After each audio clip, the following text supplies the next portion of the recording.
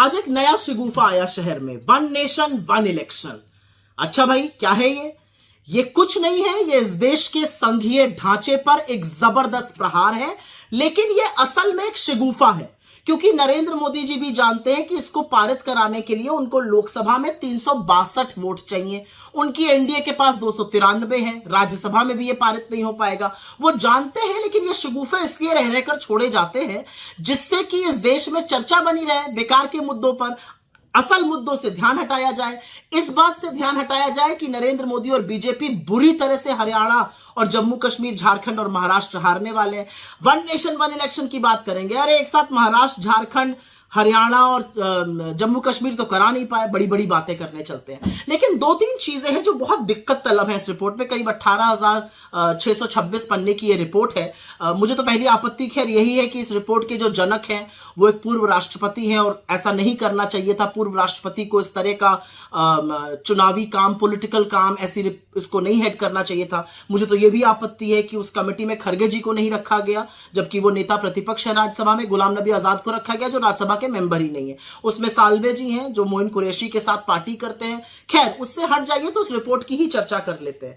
यह report one nation one election तो सबसे पहले तो है ही नहीं, क्योंकि यह कहती है कि एमएलए एमपी का चुनाव एक साथ होगा, मतलब 5,000 लोगों का, और पंचायती राज 100 दिन बाद होगा। तो ये वन नेशन वन इलेक्शन कैसे हुआ? 5,000 लोगों का चुनाव एक साथ होगा, फिर पोलिंग स्टेशन बनेंगे, फिर पोलिंग पार्टी बनेगी, फिर बंदोबस्त होगा, फिर सिक्योरिटी फोर्सेस आएंगे, करीब 1.5 करोड़ लोग फिर से लगेंगे इस पूरी प्रक्रिया में, क्योंकि 30 लाख जो निर्वाचित होते हैं हमारे पंचायती राज के लोग, वो तो वन नेशन वन इलेक्शन में आई नहीं, पहली चीज।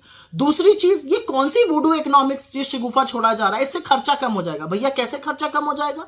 इसको कराने के लिए आपको 3 गुना वीवीपैट चाहिए, 3 गुना ईवीएम चाहिए, उनको बनाने के लिए आपको वक्त चाहिए, वो मैन्युफैक्चर होंगी अभी। लेकिन उसके अलावा सबसे बड़ी बात है उसमें जबरदस्त खर्चा होगा, ये खर्चा हम और आप वहन करेंगे।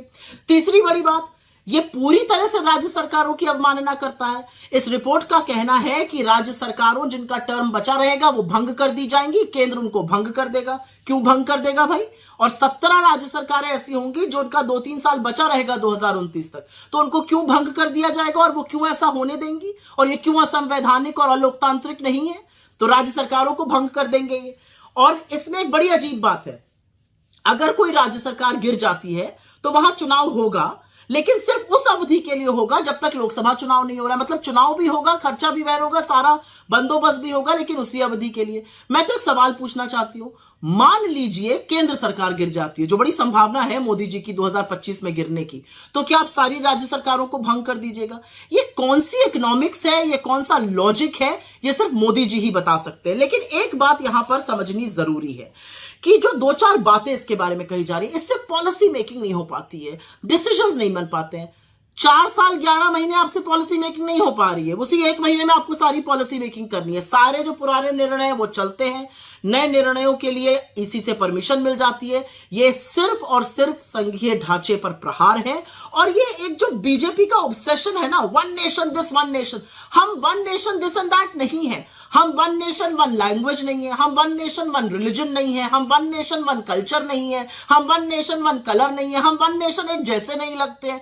हमारी विविधता ही हमारी सबसे बड़ी पहचान है। Our diversity is our biggest strength. This whole attempt by the BJP to somehow paint us in one color, one this, one that, this is just an obsession. क्योंकि उनको भी पता है कि ये झुंझुना है, उनको भी पता है कि ये पारित नहीं होगा, उनको भी पता है ये संविधान के जो संघीय ढांचा है उस पर प्रहार है, और इसके लिए कोई तैयार नहीं होगा। खुद बीजेपी के लोग इसके लिए बगावत करेंगे। देखते जाइए आप आगे आगे।